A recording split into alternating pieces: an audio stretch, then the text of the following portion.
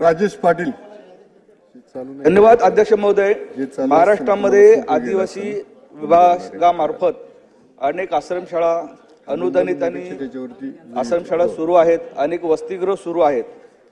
परंतु या ठिकाणी शिक्षण घेत येणारे आदिवासी विद्यार्थी व विद्यार्थिनी यांच्या शिक्षणाच्या बाबतीमध्ये नियोजन करणारे शिक्षक आणि कर्मचारी यांच्यावर खूप मोठी जबाबदारी असते आणि मंत्री महोदयांना हे अतिशय चांगल्या पद्धतीने कल्पना त्याची आहे की शेवटी आदिवासी समाजाची मुलं आणि मुली यांचं शिक्षणाची एक दर्जा वाढवायचा झाला तर चांगले शिक्षक आणि शिक्षकेतर कर्मचारी तिथे कायमस्वरूपी नियुक्त असणे खूप महत्त्वाचे आहे.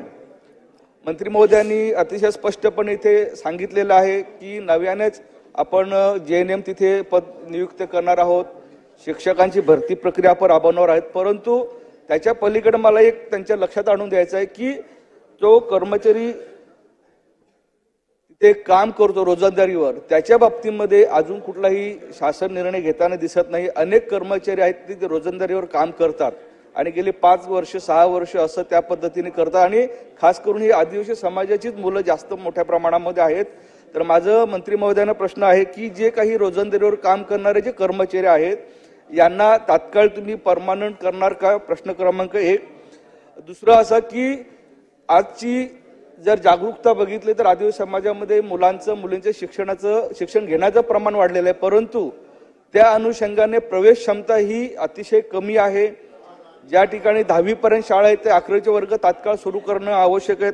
माझ्या मतदारसंघातील खुटल इथे आश्रमशाळा आहे थोडक्यात मांडा पालघरमध्ये, तर तिथे 10वी पर्यंत शाळा आहे, परंतु तिथे 11वीचे वर्ग सुरू करण्याच्या बाबतीमध्ये गेले 2 वर्षापर्यंत सातत्याने मी तिथे मागणी करतो. मंत्री महोदयांना माझी विनंती आहे की तिथे तात्काळ 11वीचा वर्ग या वर्षी सुरू करावा जेणेकरून तिथल्या आदिवासी मुलींना चांगलं शिक्षणाचं एक 11-12चा वर्ग सुरू करता येतील. आणि एक अतिशय महत्त्वाचा विषय सांगतो की मुंबई आणि वसई पालघर या ठिकाणी शैक्षणिक संस्था खूप चांगल्या आहेत आणि वसईमध्ये मुलींचं आणि मुलांचं वसतिगृह पालघर तो थोडक्यातच अतिशय महत्त्वाचं आहे.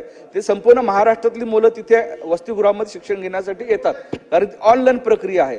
तर माझं प्रश्न असा आहे, मागणी आहे की या पालघर जिल्ह्यामध्ये वसई तालुक्यामध्ये आणि पालघर तालुक्यामध्ये आदिवासी मुलांसाठी आणि मुलींसाठी नवीन क्षमता वाढवून 1000 विद्यार्थ्यांना आणि विद्यार्थिनींसाठी वसतिगृह चालू केल्यास इथे मुलींची चांगली सोय शिक्षणाची होईल. तर हे नव्याने याच्या बाबतीमध्ये शासन सुरू करणार काय, हा माझा तिसरा प्रश्न.